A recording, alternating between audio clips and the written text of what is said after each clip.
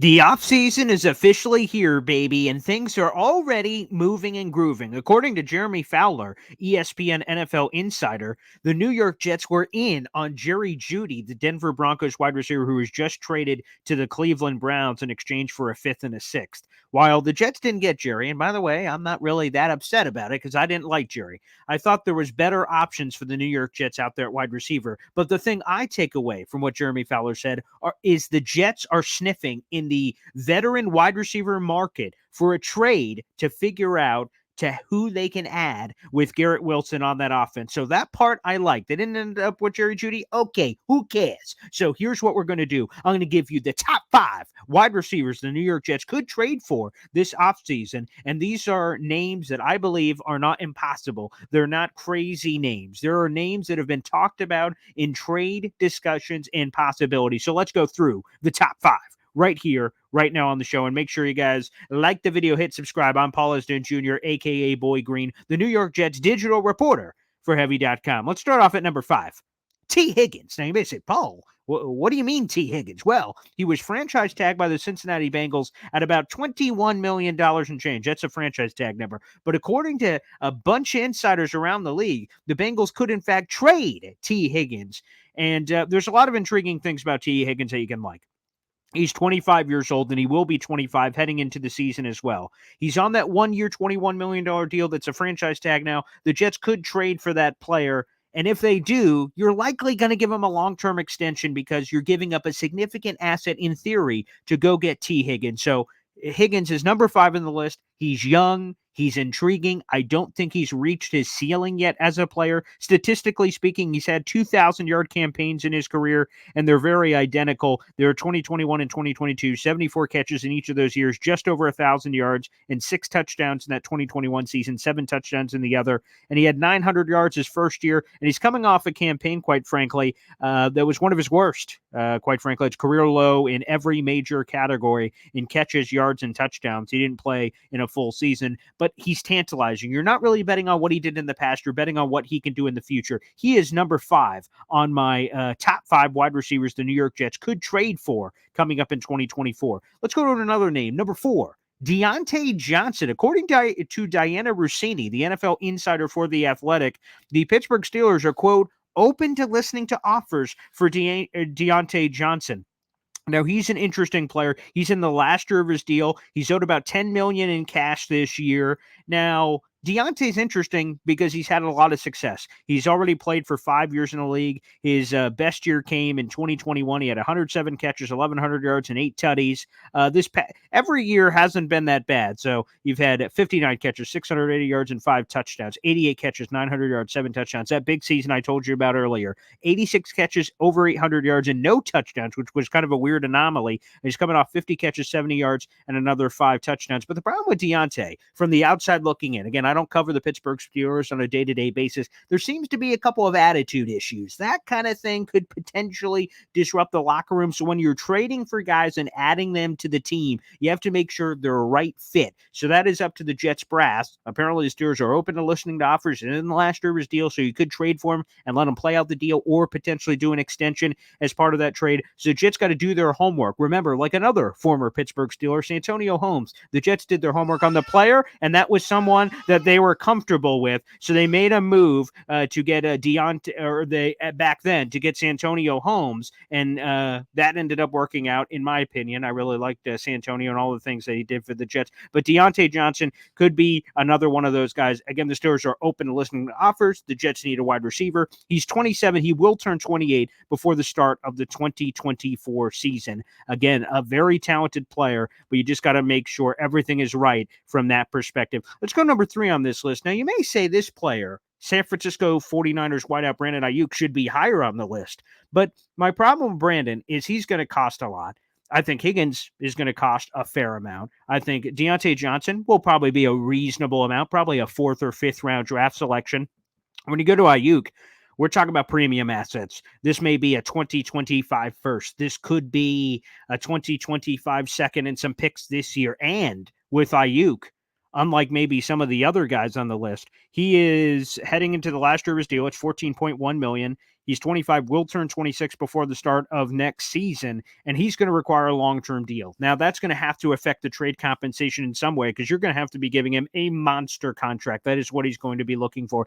Now, it's tantalizing to pair him potentially with Garrett Wilson, so that 1-2 punch could be dynamic at the wide receiver position, but Aiyuk, he's going to be costly. That's kind of why he's at 3 on this list. Almost too rich for my blood, quite frankly, with what the Jets are probably looking for, but that one's going to be a little pricey. So that one is somewhat off-putting a little bit for me, but the numbers are spectacular. He's coming off an absolute career year, 75 catches, 1,300 yards, and 7 touchdowns, and he had the Aiyuk play or whatever they're calling that in the NFC title game against the Detroit Lions. He's a spectacular player, but it would be costly, to say the least, for the New York Jets to get in those waters. So he's only number 3 on the list. Let's go to number 2.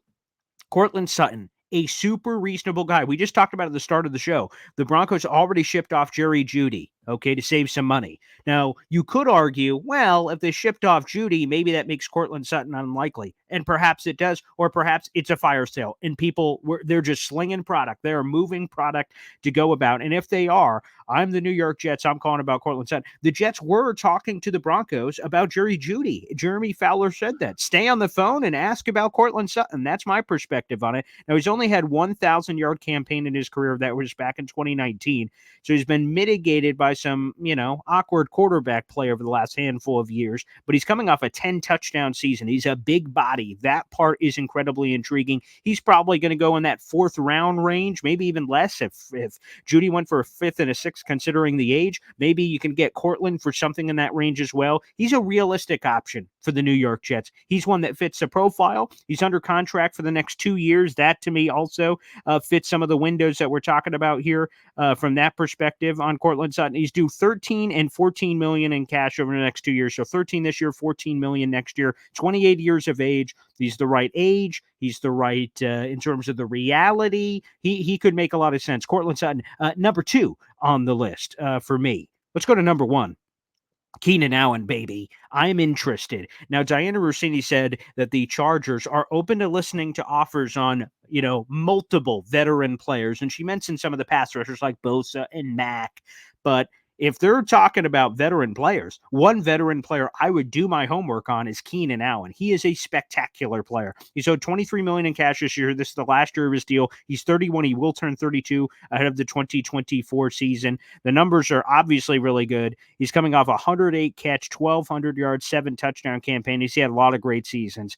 That's 6,000-yard campaigns in his career. Again, he's an older player, but that's what the Jets are looking for. They're looking for a hired mercenary that will just mesh with Aaron Rodgers. You don't have to, like when you bring in rookies, there's a level of, I wonder how they're going to develop. There's no developing here. Keenan Allen, you know exactly what he is, and that's the kind of player that can rev some engine. He's played in at least 10 games every year since 2017, so there is a health factor there that you really like for Keenan. He's coming off the season in which he started in 13 games. Again, in 2022, he only started in 10, but he's been, since that 2017 number, 16, 16, 16, 14, 16. So he's had some nicks and bruises, but a guy this talented is certainly worth dipping the toe in the water on. Again, he's owed $23 million in cash this year. That'll have to be split between the Chargers and any acquiring team like the Jets as well. So some of that will be kind of thrown all over the place. But he's one of those names that I haven't heard at all this offseason that could make a lot of sense. He is in the same realm of all those receivers I said, Braylon Edwards, Santonio Holmes, Brandon Marshall, veteran receivers the Jets have traded for in the past and have had immediate impacts. Keenan Allen could have that kind of impact on the New York Jets. That's a top 5 list. Okay, fine. I'll give you one more, you bastards. Oh, wait, there's more. I'm Billy Mays. Oh, wait, we've got more for you. Las Vegas Raiders wide receiver Devonte Adams. Now, a lot of people will tell you that this dream is dead, but I refuse to acknowledge that. I refuse to acknowledge that as my tribal chief. I will tell you this. Give me Devonte friggin' Adams, baby. I still believe that the dream is possible, that the dream is alive.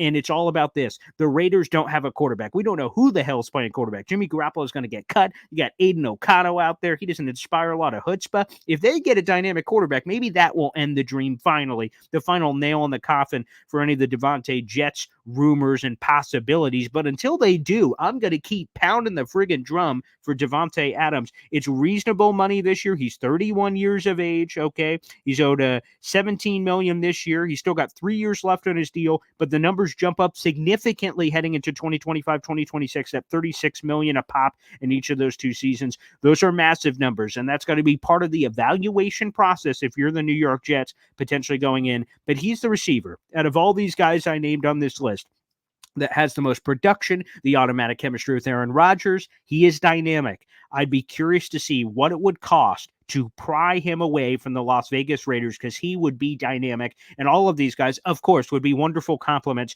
to Garrett Wilson. There are 2 big things here. Aaron Rodgers, more weapons. Of course, you want to give him as many weapons as possible. And number 2, draw attention away from Garrett Wilson so he gets more one-on-one ops. And every defense, every week, we'll have to go, boy, do we cover Devontae? Do we cover Garrett? Do we cover Sutton, Aiyuk, any of these guys? Like, boy, wow, we gotta pick our poison here. That's what you want opposing defenses to do.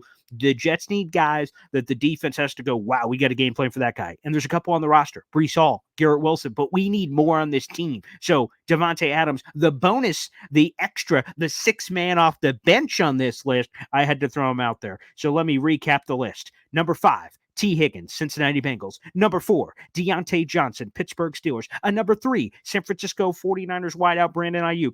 Number 2, Courtland Sutton, Denver Broncos. And finally, number 1, LA Chargers wide receiver Keenan Allen, and then the alley-oop over the top, Devonte Adams. These are the receivers the Jets should be sniffing around. And by the way, according to Jeremy Fowler, this is the trademark they are already sniffing in, and I'm helping them out, giving them a top 5 list. Hey, Jets, Joe Douglas, let me slap it on the table and slide it right to you so you can evaluate this as a possibility. These are the kinds of names the Jets should be swimming around. What do you guys think? Do you love the list? Hate the list? Who do you like on the list? Who do you hate on the list more?